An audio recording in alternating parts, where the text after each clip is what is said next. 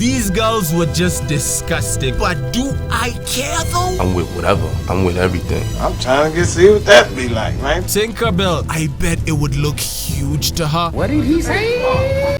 Wagwan, these are my childhood crushes who might be completely normal to me, but in a court of law. So we're gonna go over everyone who made my little Kenyan wee go Super Saiyan as a kid, from the actual normal ones to the abysmal. Oh! Either way, you're in for a wild ride. Number 17, Buttercup. Fam, Buttercup was always my favorite among the Powerpuff Girls. Bubbles was too sweet and childish, and Blossom was just too much of a good girl. This one episode, the girls went to prison and saw two criminals fighting, and she said, "Hey, stop that! That's inappropriate!" Who the uses words like inappropriate? Blossom, these are convicted criminals. You think they cared about being inappropriate when they shot up that poor family of 7? She's the boring type that gives 0 head. And what do you call a girl that gives no head? You don't call her. I swear, if a random person watches my videos, they might think I'm a terrible person who degrades women. And you know what? They'd be right. Kidding. But I loved Buttercup. Bro, this one episode, she was swinging in her sleep. This woman dreams about dishing off violets. True wifey material, fam. Plus, there's this one episode where she gets a crush on Ace from the Green Gang. Seriously, Buttercup, you can do better. The wild thing is that she even committed felonies for this man. She's a ride or die G. And I bet that if she didn't mind Green Goblin over here, she probably wouldn't mind a black goblin like me either, fam. Buttercup was 100% about that gang life. You definitely need a girl like her in your corner when you're in an interrogation room, because you know she won't snitch. Blossom and Bubbles though, they won't just snitch. These two will literally walk up to the police station and confess. Number 16, Sally from Cars. Bro, one look at Sally's front and rear bumper. Yeah! And I just want to pull up in a Number 15, Angie and Lola. This time we've got a tie between two gorgeous characters who happen to be fish. Stop it.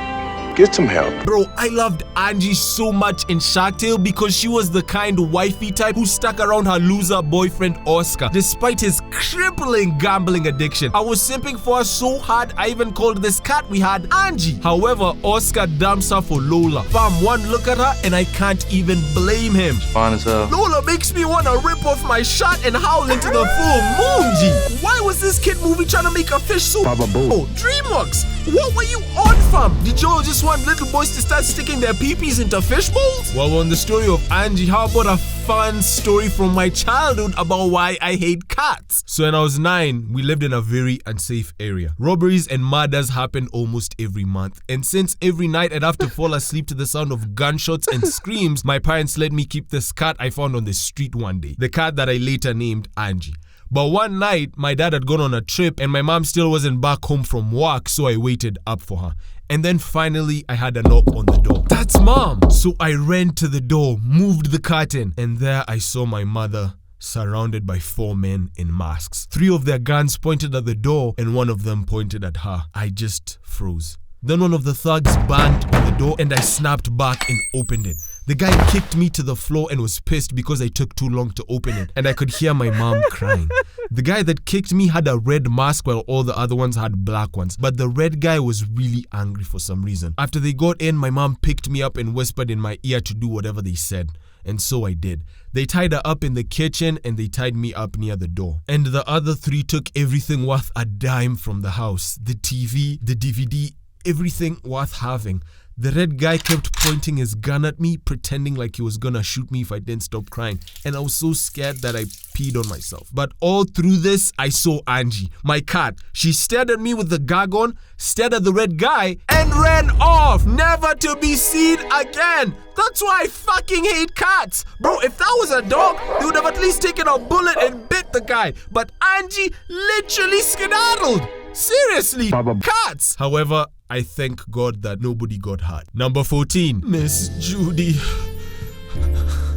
Hopps, who is super thick and juicy. With a plate of rice. Rabbit meat is delicious, fam. Y'all need to try it. It actually tastes like chicken. The only problem is slaughtering them because they look at you with those eyes like, please, spare my life. I'm so cute. So I figured it out. When you have them on the chopping block and you're about to grab their neck, yeah, make sure your hand also covers their eyes in your golden farm. Slice away and enjoy your meal, buddy. Number 13, the Kanka sisters from Ed, and Eddie. These girls were just disgusting, but do I care though? I'm with whatever. I'm with everything. My goodness, I'm going through their crimes and bro, I love the kind of woman that will actually just kill me. I'm not even surprised though. One look at these girls and you can tell that they're lost, fam, with an extreme case of ain't no daddy at home disorder. By the way, if there's any childhood crushes I missed in this video, let me know in the comments. But before y'all judge me,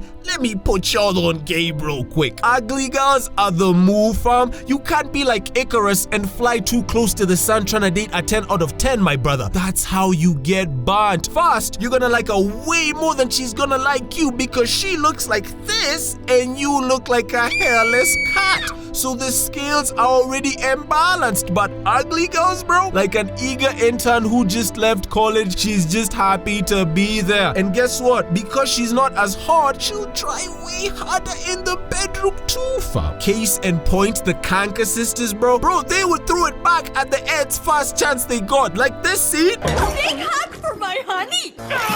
She wasn't reading Ed Bible verses back there, fam. So fellas, lower your standards and date ugly broads. I've been research purposes and I approve of this damn message. Number 12, Circe. Circe? Sish? Yo, bro, I'll just put her name up. I can't pronounce this name. Yet another queen makes her way to this list. This time from Generator Rex. She had powers that would transform her mouth to...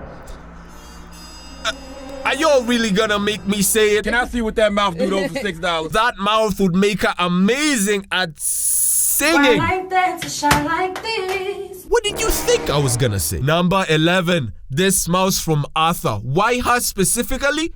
Voila. Squirting contest! Let's see who can squirt the farthest. We both know that she wasn't talking about water guns, fam. FBI, open up! Wait, these are all thoughts I had as a kid, so it's all legal. Y'all can't arrest me. What's the color of my skin? Why would that be important, officers? Oh.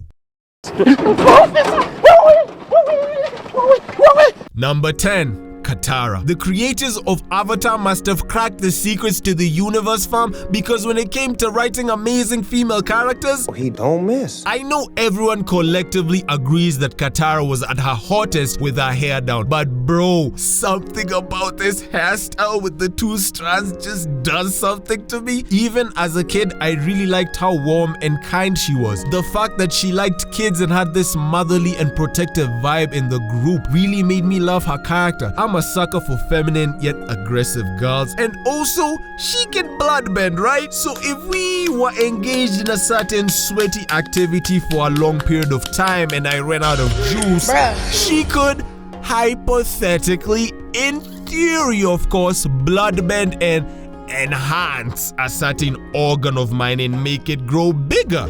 Right? Number 9, Captain Marvel. The cartoon character, not the movie version. The live action chick has a jawline so sharp she can shave your pubes mid-head. Oh my goodness, guys, I really tried to write clean jokes, but my brain won't let me. I've never seen this woman smiling. She's always so mad. Damn, Bree, it must be really hard cashing in those $10 million checks Marvel keeps sending you, huh? Number 8, Judge Judy.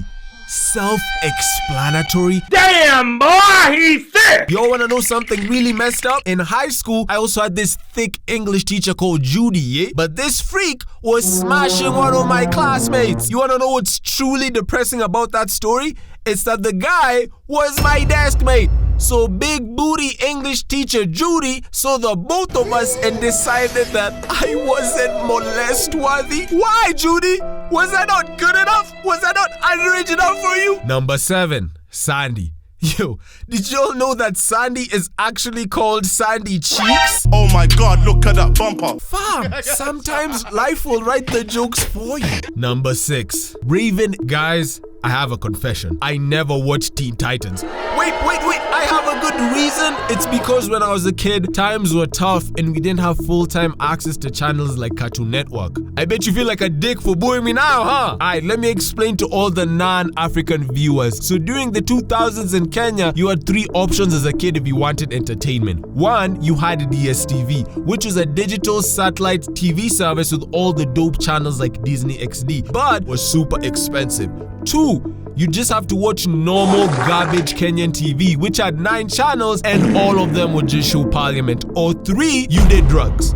Now, I mostly did option 2 and 3, so I was hating on every single other kid who had DSTV. I mean, straight up preying on their downfall, because I had to wake up early just to watch cartoons for 1 hour while these small had access to Cartoon Network 24/7. Y'all really had access to Nickelodeon, Cartoon Network, and Disney Junior as a child? Boy, ain't no way, boy. What are you, from the royal family? But one day, while I was on a certain site that mommy wouldn't like, I saw her, my gothic, mysterious queen Raven, and I was in love. Do you understand how attractive your character design has to be to make me, a guy who's never even heard of your show, bust so many nuts that I was on crutches for a week? Raven is on a class of her own. I could sit here and yap about how humongous the bunda on this woman is, but a wise man once said, sometimes it's better to show and not tell.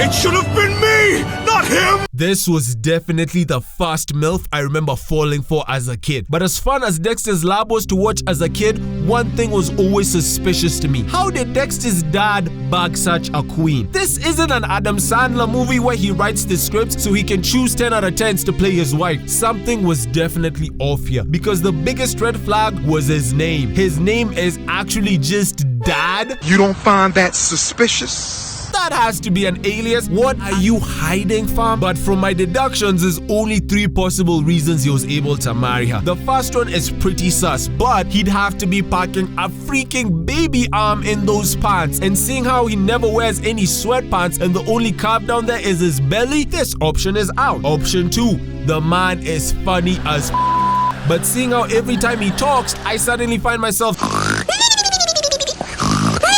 that can't be it. Option 3, Dad is secretly the richest man alive, Jeff Bezos, and I won't lie, there's definitely a resemblance. Cap.